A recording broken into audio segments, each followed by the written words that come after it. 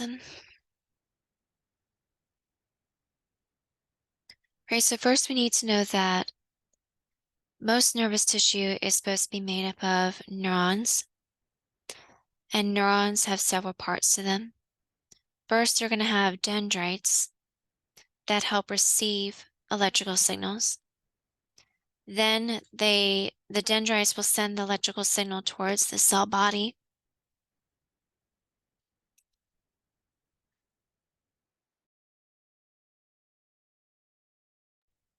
And then from the cell body, then the electrical signal is going to be sent down the axon, which is supposed to be A for away.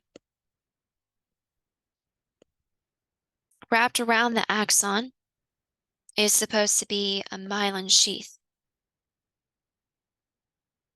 So anytime you see myelin, you should actually think insulation. So, right, because the myelin sheath is supposed to be insulating the neuron.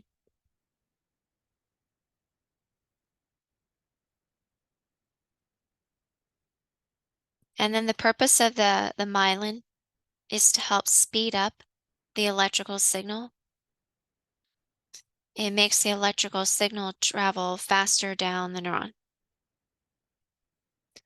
Then at the end of the axon, there are supposed to be axon terminals. The axon terminals are where the signal is getting ready to leave or depart. You could think about like an airport terminal,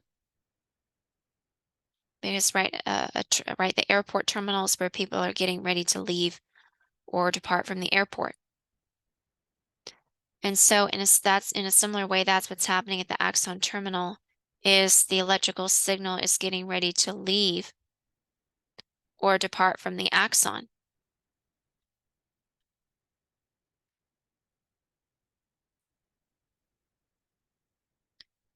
Then at the very end of the axon terminals, there's synaptic bulbs. And synaptic bulbs are supposed to help store neurotransmitter. We're going to talk about the purpose of the neurotransmitter.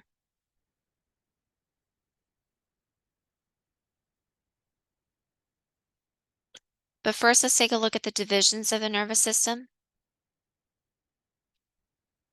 There are two main divisions to the nervous system. There's a central division and then a peripheral division. We need to know that the central division is supposed to include the brain and the spinal cord only. Those are the only two parts of the central nervous system. Everything else is considered part of the peripheral nervous system. So anything that's a nerve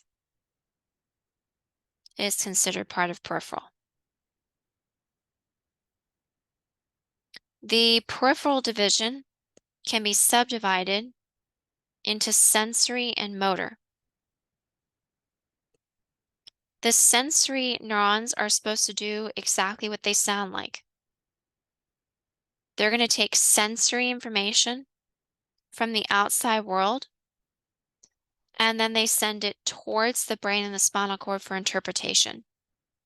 Sometimes the sensory neurons are also called afferent with an A, and you can try to remember that the A in afferent is supposed to be A for arriving.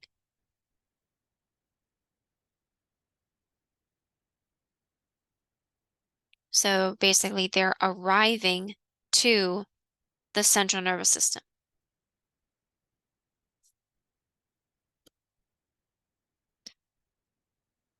Okay, now for the motor division. We can try to remember that the motor neurons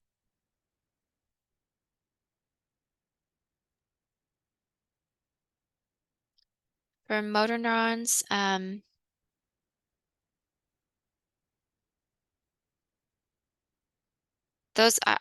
what I try to do for the motor neurons is I remember MMM, motor, movement, muscle.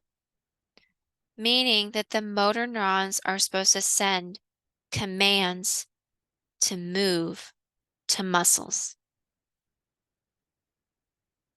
So that's how I remember that the motor neurons are for movement. Okay, but then the motor neurons are also sometimes called efferent neurons because the neurons are exiting the brain and the spinal cord. And then they go out to the muscles or the organs. So they leave the brain or the spinal cord and then go out to an organ or a muscle.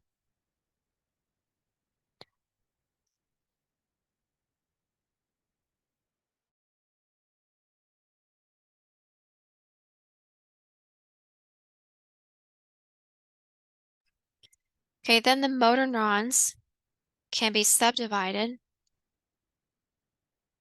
into somatic or autonomic.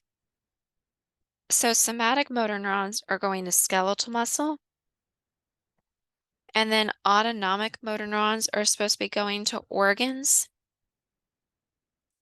and to smooth muscle.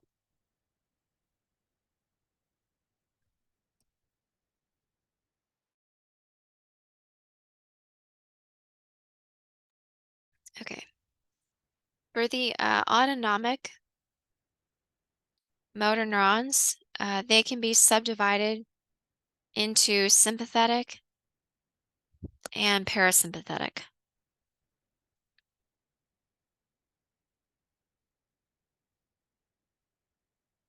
Okay, so for sympathetic,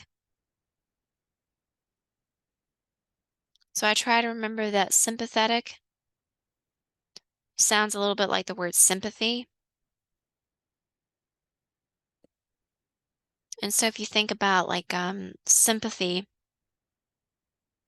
right, since sympathy is an emotion, this means that the sympathetic division is going to be activated when emotions are high.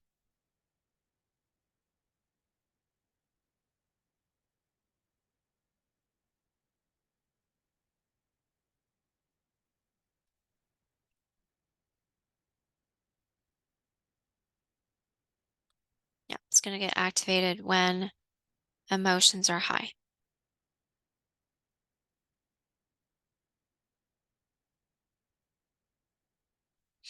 Okay, so that's going to include the fight or flight response.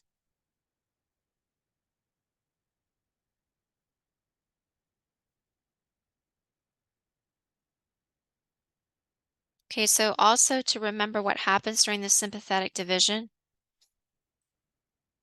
we can try to think about, well, what happens when emotions are high? You're going to probably have things like increased heart rate, increased respiratory rate, increased blood pressure, and then a decrease in the digestion, a decrease in the blood flow sent to the kidneys.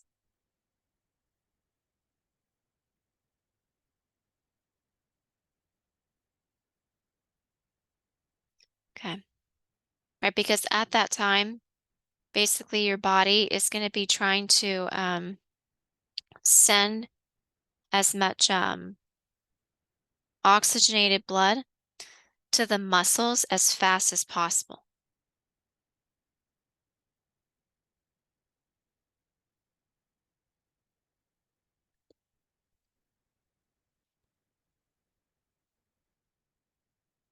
Okay. Then for parasympathetic, we just need to know that parasympathetic is supposed to be the opposite.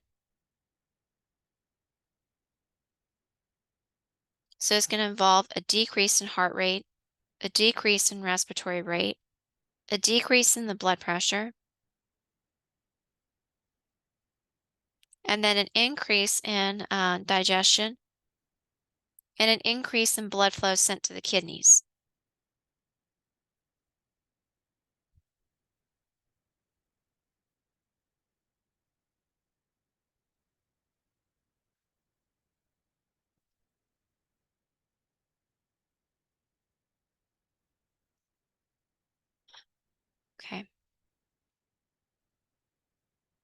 One way you can remember sensory, afferent, motor, efferent is you can try to remember the acronym SAME, SAME, and you're basically going to split the word in half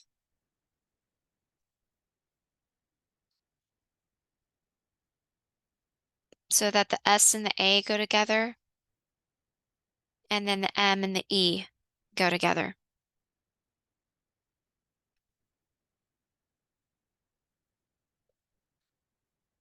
Then that's how you remember that sensory goes with afferent and motor goes with efferent.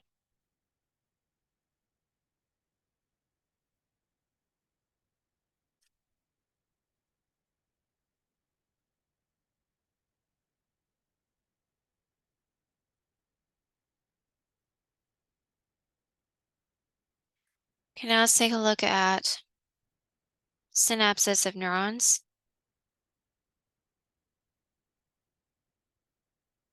So first of all, we need to know that neurons are never supposed to touch each other or other cells.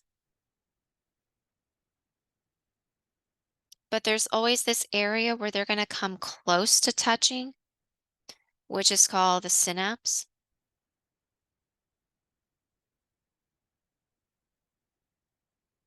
And so there's always supposed to be this small gap between the neuron and the next cell. And that's supposed to be called the synaptic cleft. So the question is okay, if the neurons never touch anything, how does the signal get across? Because electricity cannot literally just jump across that gap. So the main way that it would be able to carry the signal is through neurotransmitters.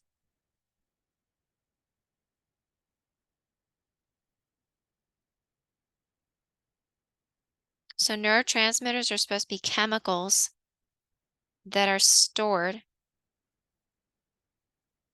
in the synaptic bulbs. They get released into the synaptic cleft. They diffuse across the synaptic cleft, and then they bind to receptors on the other side.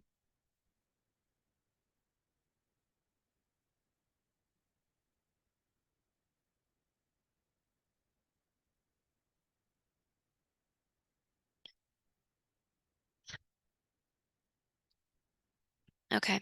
There are different neurotransmitters depending on depending on which division of the nervous system that you're talking about. Oh, oops. So there are some that are found only in the peripheral nervous system, some that are only in the central nervous system.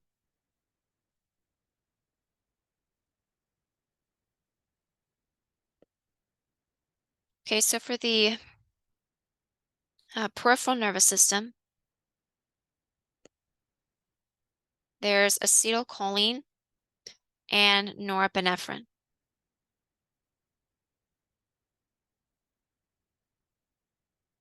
Okay, so for acetylcholine,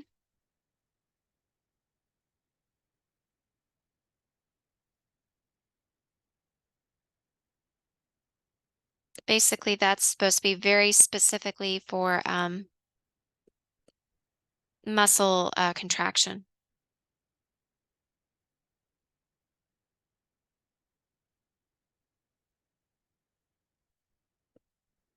And then there are different neurotransmitters for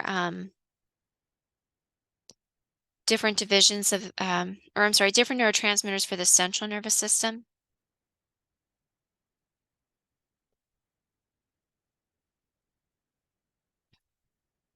So there's things like GABA, serotonin, dopamine.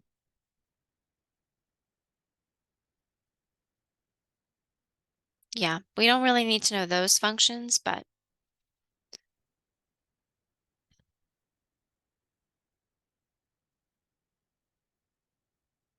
okay. Now let's take a look at the process of synaptic transmission. We need to understand the process of synaptic transmission really well. As owner of Mint Mobile, I want to. Welcome to 2 Minute Neuroscience, where I simplistically explain neuroscience topics in 2 minutes or less. In this installment, I will discuss synaptic transmission. Most communication between neurons occurs at a specialized structure called a synapse. A synapse is an area where two neurons come close enough to one another that they are able to pass chemical signals from one cell to another. The neurons are not actually connected, but are separated by a microscopically small space called the synaptic cleft. The cleft is less than 40 nanometers wide. By comparison, a human hair is about 75,000 nanometers wide. The neuron where the signal is initiated is called the presynaptic neuron, while the neuron that receives the signal is called the postsynaptic neuron. In the presynaptic neuron, there are chemical signals called neurotransmitters that are packaged into small sacs called vesicles. Each vesicle can contain thousands of neurotransmitter molecules. When the presynaptic neuron is excited by an electrical signal called an action potential, this causes the vesicles to fuse with the presynaptic membrane and release their contents into the synaptic cleft. Once they are in the synaptic cleft, neurotransmitters interact with receptors on the postsynaptic membrane. They bind to these receptors and can cause an action to occur in the postsynaptic cell as a result. This action may involve increasing the likelihood that the postsynaptic cell will become activated and fire an action potential, or decreasing it. Eventually, the neurotransmitter molecules must be cleared from the synaptic cleft. Some of them will simply drift away in a process called diffusion. In some cases, the neurotransmitter is taken back up into the presynaptic neuron in a process called reuptake. Once back inside the presynaptic neuron, the neurotransmitter can be recycled and reused.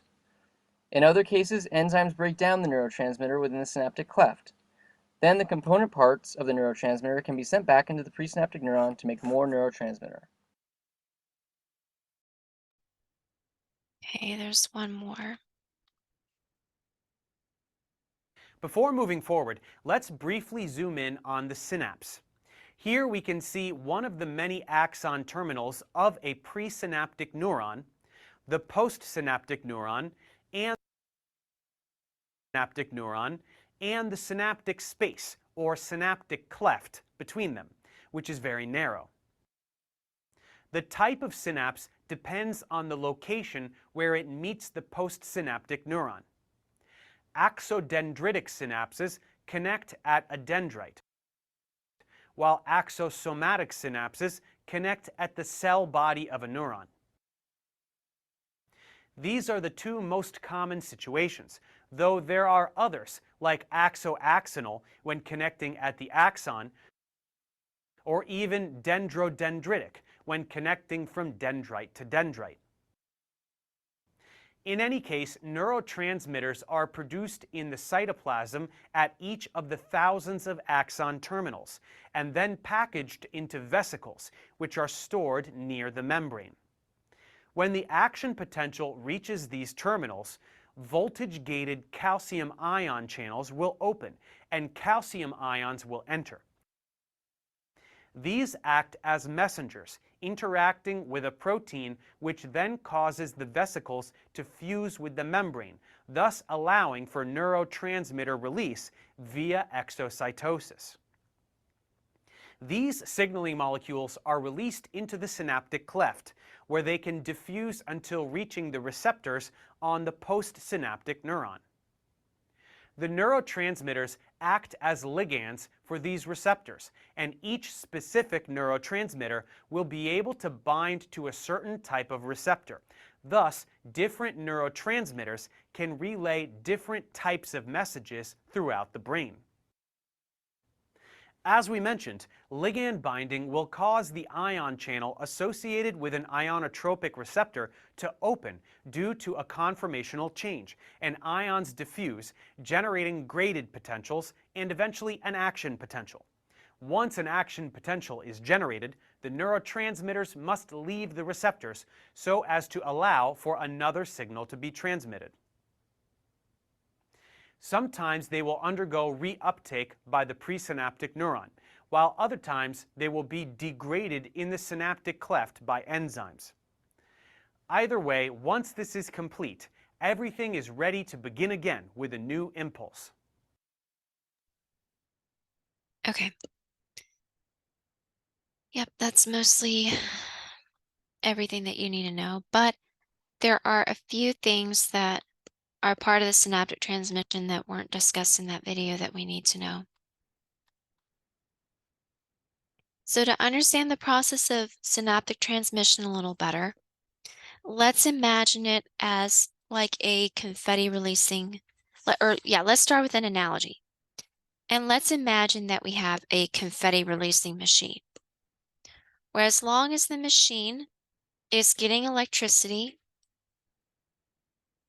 it's going to be releasing the confetti.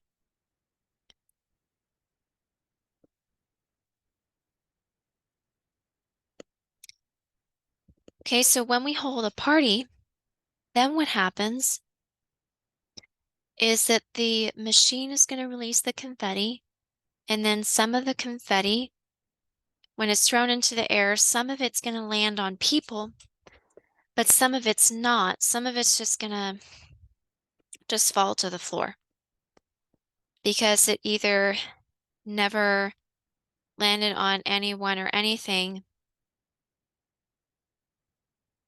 Then also, let's say that even if it does land on somebody, it will eventually fall off.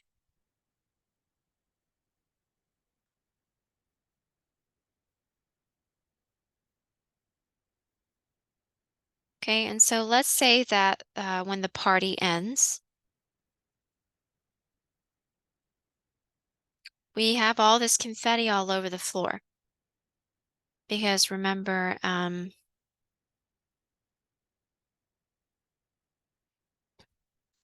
basically, there's going to be a lot that either never landed on anyone in the first place, or it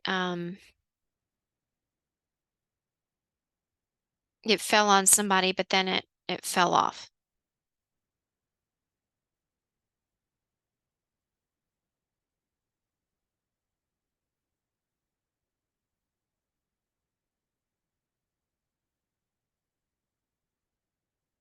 Okay, and then so basically we have all this confetti on the floor.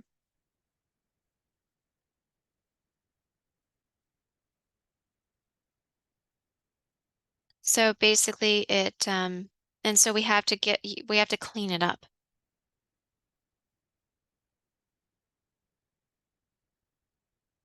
So let's say, for example, that we get out a vacuum cleaner.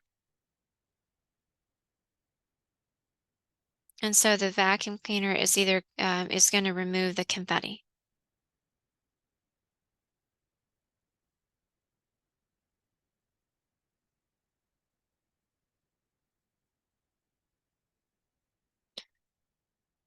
Okay.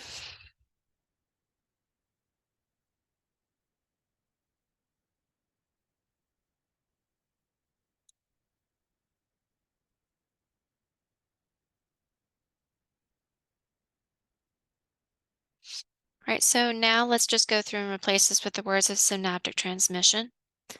So the presynaptic neuron is like the confetti releasing machine, where as long as it gets an action potential, it will continue to release neurotransmitter. And so the presynaptic neuron releases the neurotransmitter. Some of the neurotransmitter will land on the postsynaptic receptors, but some of it will just land in the cleft because it didn't land on anyone or anything.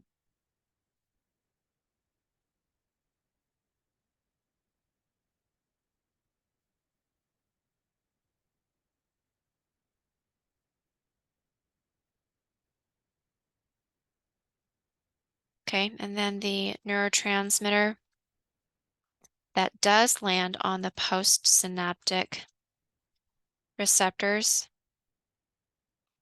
will eventually fall off.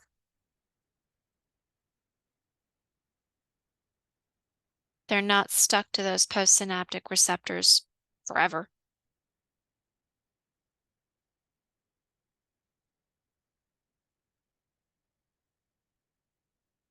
Okay, and then so when the action potential ends,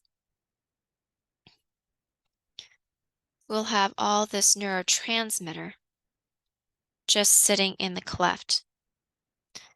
And we have to clean up the neurotransmitter. Otherwise, it's going to keep sticking to the postsynaptic receptors, even when we don't want them to.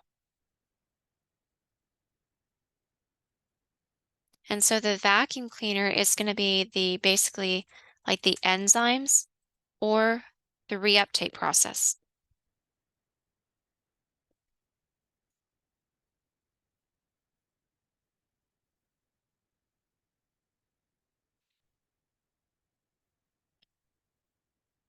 Okay, let's see.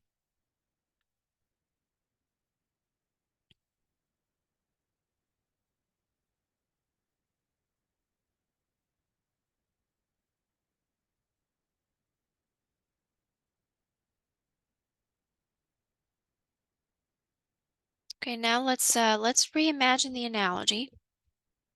We have the machine that's receiving electricity.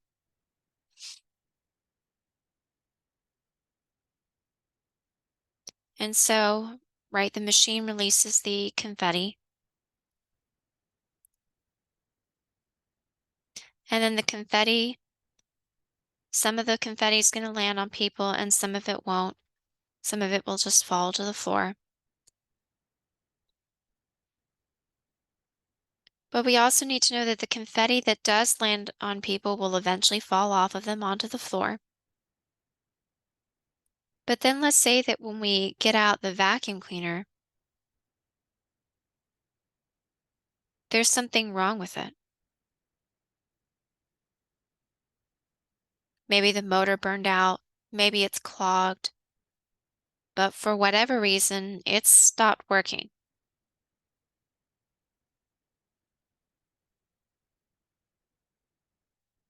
So we need to know that that the machine is going to continue to release um, confetti.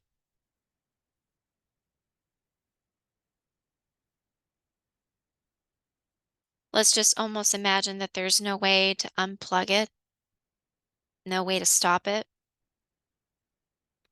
And so as more and more confetti is released, but we don't have any way to clean it up,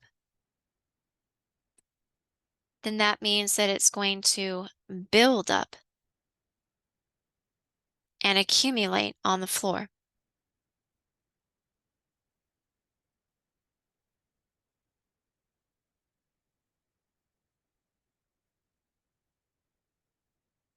Okay, so you can start to imagine the confetti piling up. And then we need to know, okay, well, then what? Then what happens? So we need to know that if someone tries to walk through that confetti-filled floor, then the confetti is going to stick to them more often. It's still not permanent. The person is still able to pick off the confetti.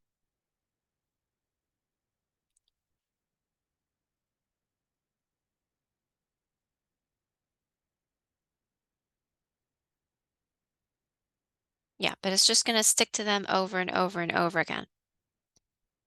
So for example, if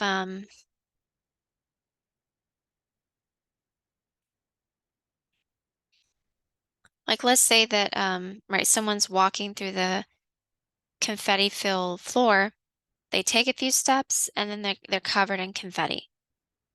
Okay, so then they brush it all off. But then they take a couple more steps and then ugh, they're covered in confetti again. And then they brush it all off. And then they take a couple more steps and then you get the idea. So it's just going to stick to them repeatedly. Stick and then fall off. And stick and then fall off. And then stick and fall off. Stick and fall off. Over and over and over.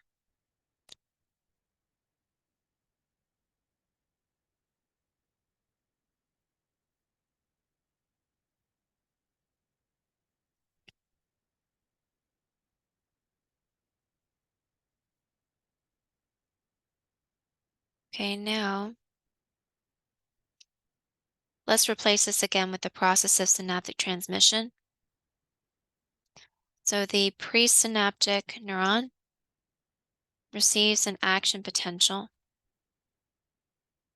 And so the presynaptic neuron releases the neurotransmitter.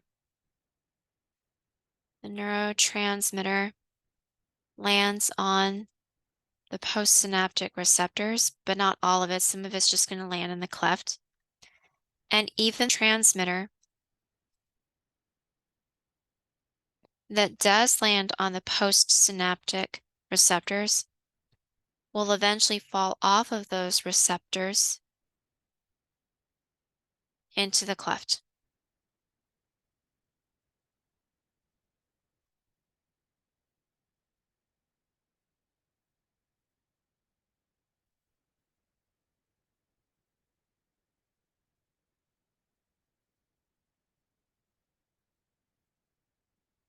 Okay. But then let's say that, for example, when we get out the vacuum cleaner, the vacuum cleaner isn't working. That would be similar to if something happened to the how can I say, to the enzymes or the reuptake process. Something is inhibiting. In other words, blocked or stopped.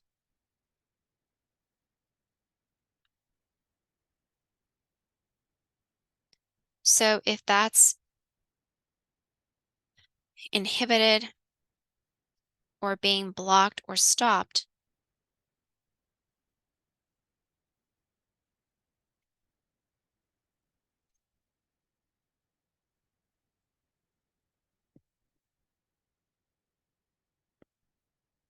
then we need to know what's going to happen. So we need to know that the presynaptic neuron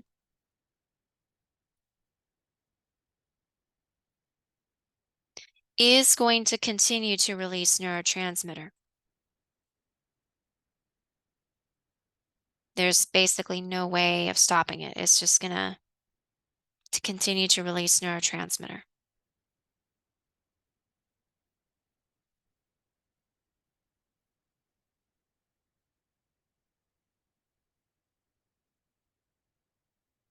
So we need to know that as more and more neurotransmitter is released, but there's not any way to clean it up,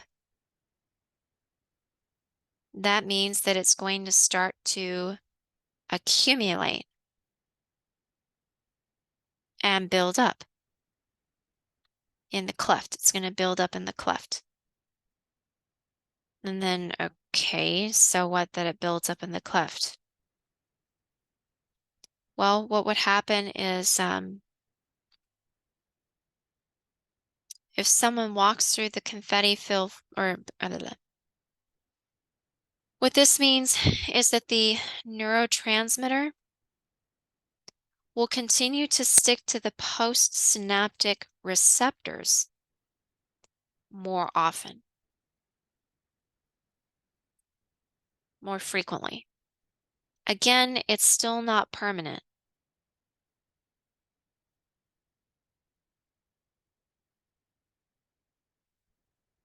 So basically the neurotransmitter, it's not stuck to the postsynaptic receptors irreversibly, or in other words, permanently.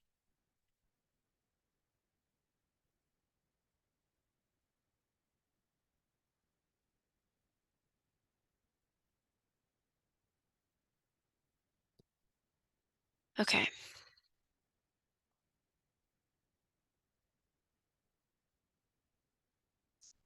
So we do need to know a little bit, there's a little bit extra.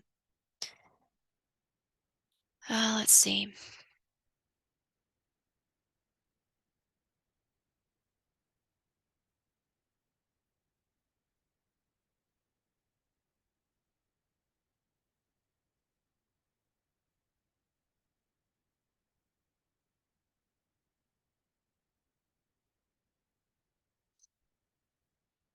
So we do need to know, for example, that trying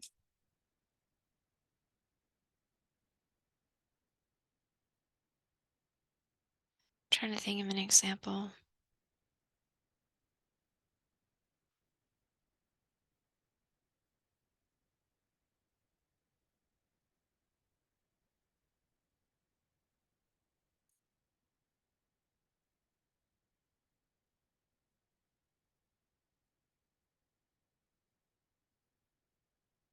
Let's talk about when that would happen. So, or like what happens as a result, because some people are curious, okay, like, well, what happens if it builds up in the cleft? I mean, what's going to happen? So,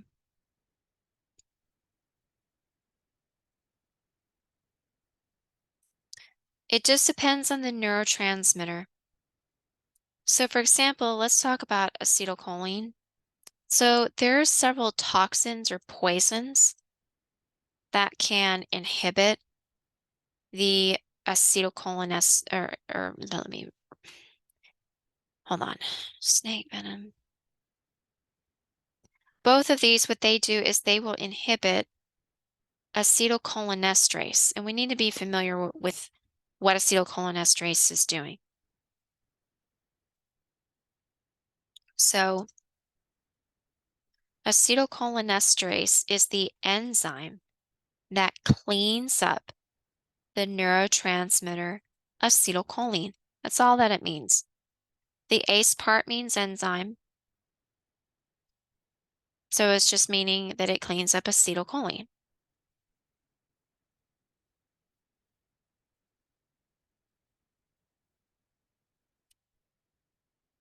Pretty sure there was some other,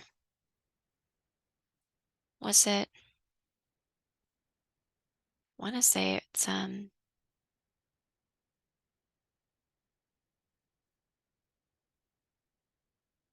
here's nervous system.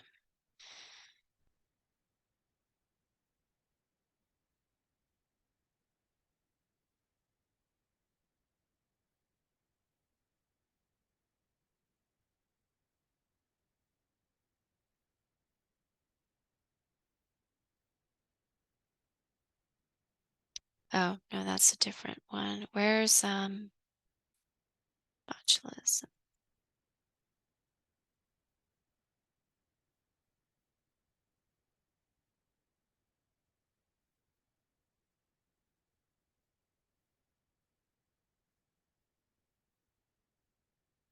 Hmm.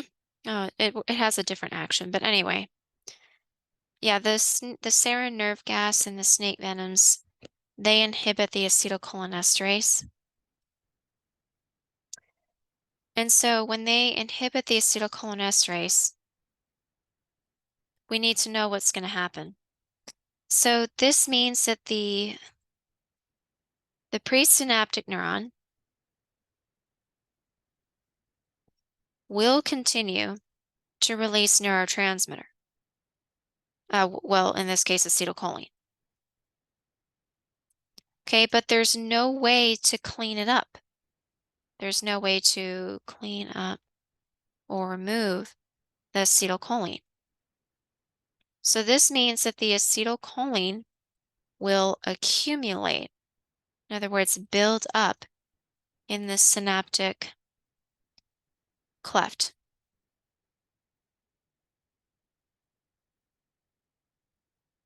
And so it's going to start to bind to the postsynaptic receptors over and over and over, which is actually going to stimulate muscle contraction over and over. And that's how you get some of the symptoms of sarin nerve gas poisoning, like tremors and seizing and shaking, is because of the constant muscle stimulation to contract, contract, contract, contract. There are other, there are going to actually be some positive effects. So, for example, like there's medications called serotonin reuptake inhibitors. So if we break this apart, serotonin is a neurotransmitter in the brain that regulates mood. Reuptake is supposed to be the cleanup process to remove the neurotransmitter from the cleft. And then an inhibitor means that it blocks or stops something from working. So, in other words, this medication intentionally prevents the serotonin from being cleaned up. And so, why would we want that? Okay, well, as serotonin accumulates and builds up in the cleft, this means that serotonin will bind to postsynaptic receptors in the brain more often and will be stimulating feelings of happiness. And this is why serotonin reuptake inhibitors um, are supposed to be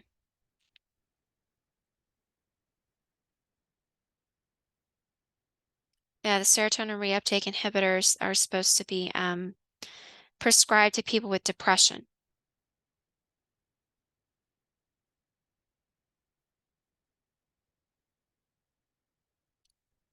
Okay.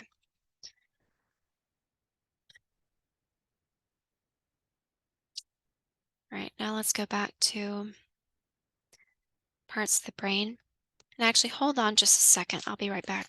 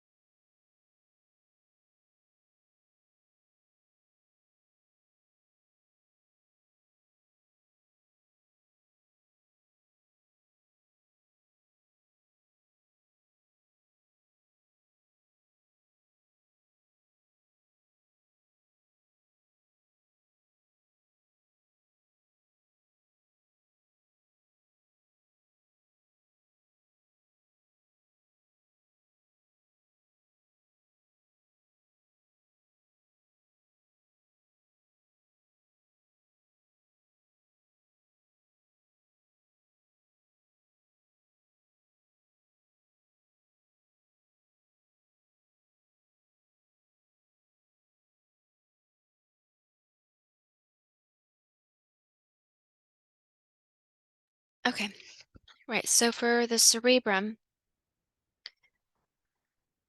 we need to know that the cerebrum is supposed to be the biggest, largest part of the brain, and it has several lobes to it. So it has a frontal lobe, a parietal lobe, and then I'm sorry, a frontal lobe, two parietal lobes, two temporal lobes, and then one occipital lobe. So for the frontal lobe, that's supposed to be meant for higher functioning, reasoning, processing, judgment, and voluntary motor movement. So I like to think about driving actually, because driving is going to require all parts of the frontal lobe. Because not only are you going to have to make decisions, but you're also going to have to make voluntary motor movements based on those decisions. For example, let's say it starts to rain. Well, first of all, your body is going to be processing that information about how hard is the rain falling. It's going to be getting information from the eyes about what you're seeing, like I said, about how hard the rain is falling, how difficult it is to see out the windshield, maybe some auditory information would also be sent to the frontal lobe, so that way you can make a decision about if it's thundering. And then after your frontal lobe has processed that information, it makes a decision about how to respond. So in other words, it's making a decision, like you're going to make a decision on how fast the windshield wipers need to be. And then after you've made that decision, then you're going to be voluntarily reaching up and adjusting the speed of the windshield wipers.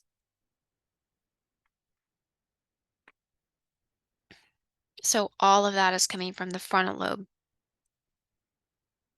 The processing of the information, the judgment, and then the voluntary motor movement.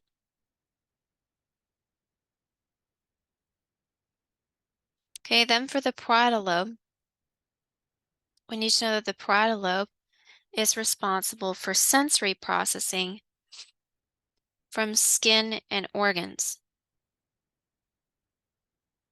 So yes, definitely you have sensory information from your skin, but that's not the only place. There's, for example, like stretch receptors in the stomach,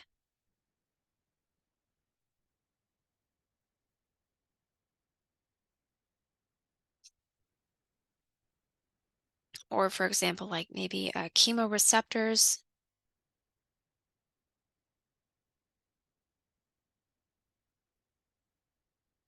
or pain receptors or temperature receptors. Those could also all be going to the parietal lobe.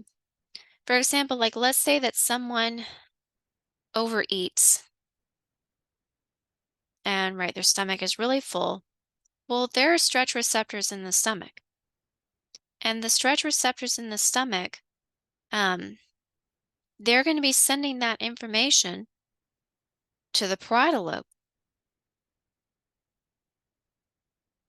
And the parietal lobe is going to be able to know, what part of the body is this from? Oh, this is from the stomach. Okay. And it knows what kind of information is being sent, the strength of the stimulus, like how strong the signal is.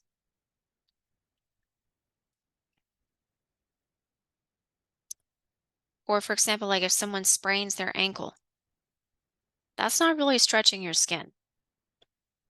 There are going to be pain receptors activated in the joint cavity near the tendons and ligaments, and those would send information to the parietal lobe. So it's not just the skin, but any kind of sensory information from an organ as well is also sent to the parietal lobe. Then for the temporal lobe, the temporal lobe is meant for auditory processing. So that's going to take information from your ears and then help interpret what it is that you are hearing. For the occipital lobe is supposed to be meant for visual processing. That gets information from your eyes and then helps interpret what it is that you're seeing. All right, this is a nice picture showing all the different lobes of the brain, how the frontal lobe has a motor cortex and the parietal lobe has a sensory cortex, occipital with a visual, and temporal with an auditory. Okay, for more parts of the brain, there's the thalamus and the hypothalamus. The thalamus, you can think about that, right? It's a relay center, but an easier way to understand it might be to think about the post office. If you think about the post office, when they receive a piece of mail, they know who is it from, who is it supposed to be sent to, and how do I get it there? What route do I need to send the postal worker on to get it to the correct destination?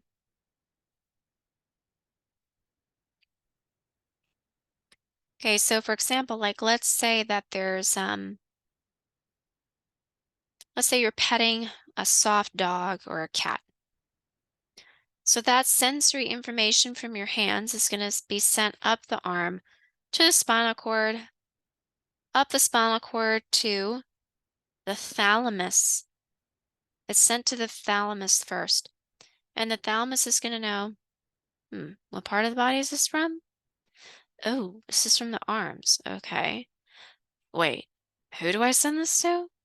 Oh, well, this is sensory information. So definitely send it to the parietal lobe, but I think I need to send it also to the frontal lobe so we can make a decision about this sensory info.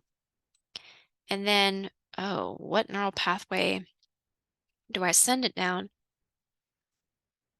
to get it to the correct place in the parietal lobe or the frontal lobe? And then it finds the correct pathway and then sends it.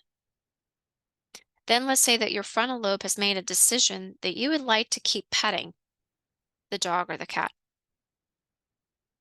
So that decision is again going to be sent to the thalamus again. And the thalamus is going to know, okay, what part of the brain is this from? Oh, this is from the frontal lobe. Who am I supposed to send it to? Oh, I'm supposed to send it to the muscles in the arms. Okay. Oh, what pathway down the spinal cord am I going to have to send that down? And then it knows the correct pathway and sends it. So any kind of incoming or outgoing information first has to be sent to the thalamus. And then the thalamus is going to know how to get it to the correct place.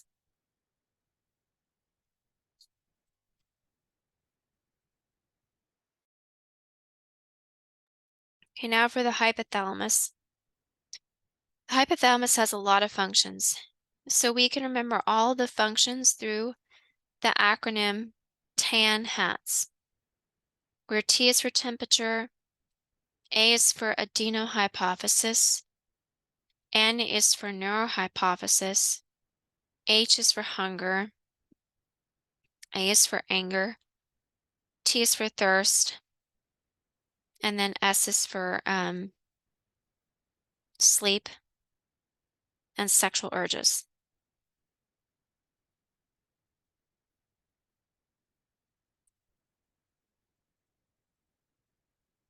Okay, so what we mean by temperature is actually that the hypothalamus monitors and controls body temperature.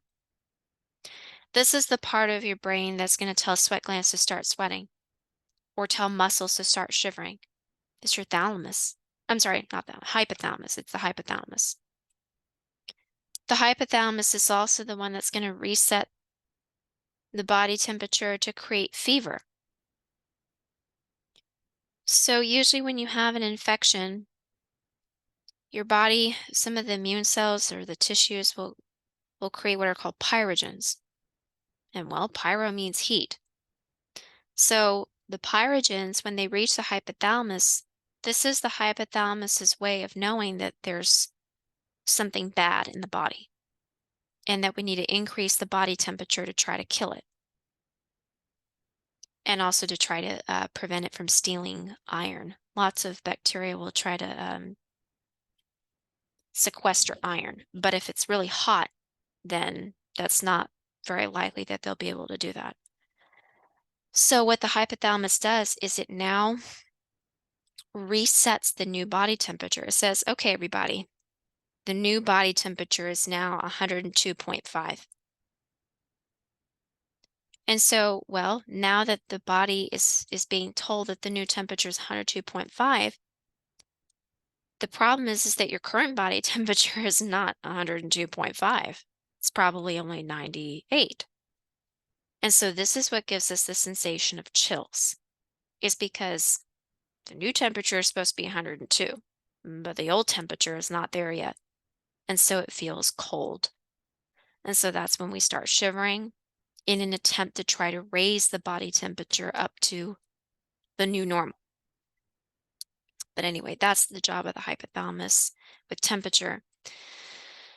Adenohypophysis, you can try to remember that the A in adeno is A for anterior. The adenohypophysis is supposed to be the anterior pituitary.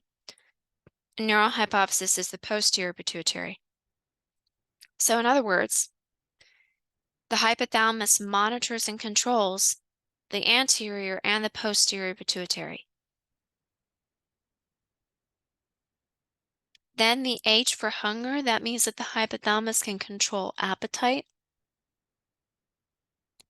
The A for anger means that it can help control emotions. And then the T for thirst means that it can control water balance. So first of all, it can control that through stimulating thirst. And then also it can control it through the hormone anti-diuretic hormone. A diuretic basically makes you lose water and pee it out. But so the anti-diuretic hormone is going to help you conserve water, or in other words, retain water.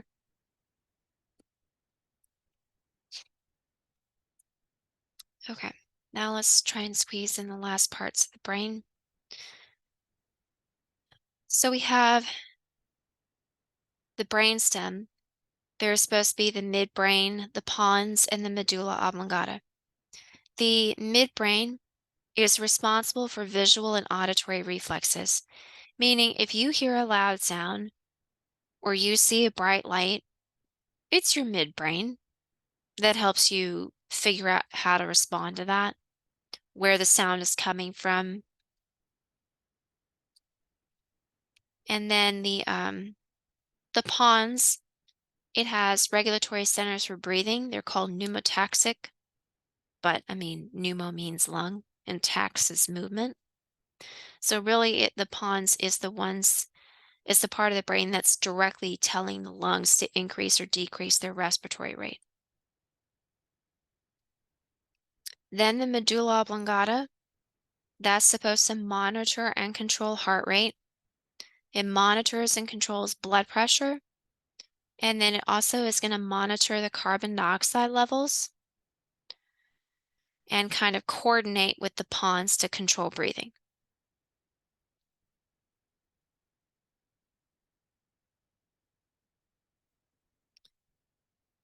Okay, now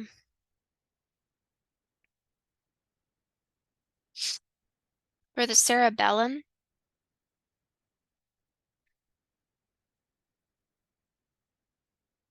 what I try to do is I try to remember that a bell swings back and forth. So the cerebellum is meant to prevent you from swaying back and forth.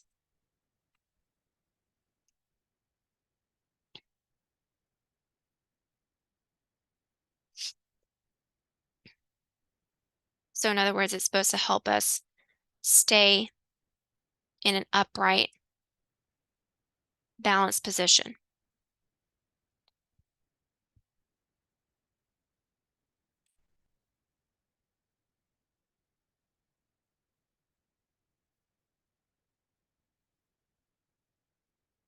Okay. I